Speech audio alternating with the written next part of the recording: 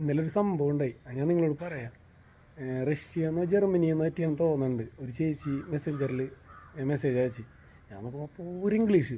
എനിക്കാണെങ്കിൽ ഒരു വസ്തു മനസ്സിലാവണില്ല. നമ്മൾ അറിയാത്ത കാര്യം അറിയില്ല എന്ന് പറയണം. ഇതിപ്പോൾ ഈ വീഡിയോ കാണുന്നവർ വിചാരിക്കും ഇവനിക്കിത് അറിഞ്ഞുകൂടെങ്കിൽ എന്തിനാണ് ഇവനിത് പറഞ്ഞു നടക്കണമെന്ന് വിചാരിക്കും. നമുക്കറിയാത്ത കാര്യമാണ്. അതിന് പറയണതുകൊണ്ട് എനിക്കൊരു കുറവായിട്ട് തോന്നണമൊന്നുമില്ല.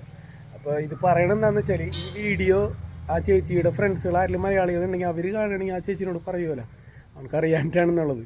അപ്പോൾ സംഭവം എന്താണെന്ന് വെച്ചാൽ, കുറേ മെസ്സേജ് ഇംഗ്ലീഷിൽ വിട്ട് എനിക്കിതൊന്നും മനസ്സിലാവണില്ല, മറുപടിയും കൊടുക്കാൻ പറ്റില്ല. അപ്പോൾ ആ ചേച്ചി വിചാരിക്കേണ്ടാവും ഞാൻ ഇത്രയും മെസ്സേജ് വെച്ചിട്ട് അവനൊരു റിപ്ലൈ പോലും എനിക്ക് തരുന്നില്ല എന്നുള്ളത്. ഞാൻ ഗൂഗിൾ ട്രാൻസ്ലേറ്ററിൽ ഇത് ട്രാൻസ്ലേറ്റ് ചെയ്ത് നോക്കുമ്പോൾ നമ്മൾ ഉദ്ദേശിക്കുന്നൊരു മലയാളം വരുന്നില്ല. ഇനിയിപ്പോൾ വേറെ എന്തെങ്കിലും രീതിയിലാണെന്നുണ്ടെങ്കിൽ ഇടിയും കിട്ടും. അപ്പോൾ ഞാൻ ആ പരിപാടിക്ക് നിന്നില്ല.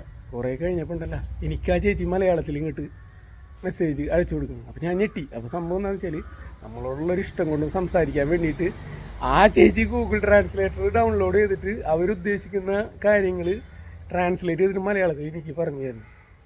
എങ്ങനെയാണ് ഞാൻ ഇവരോടൊക്കെ നമ്മളെ സ്നേഹം പ്രകടിപ്പിച്ച് തീർക്കുക? അത്രയും സന്തോഷവും സ്നേഹവും നമ്മളോട് ഇഷ്ടം കൊണ്ടാണല്ലോ അത്രയും റിസ്ക് ഒക്കെ എടുത്ത്. അല്ലെങ്കിൽ പോയി വല്ല പണി ഉണ്ടോ നോക്കാൻ പറഞ്ഞൂടെ അവർക്ക്?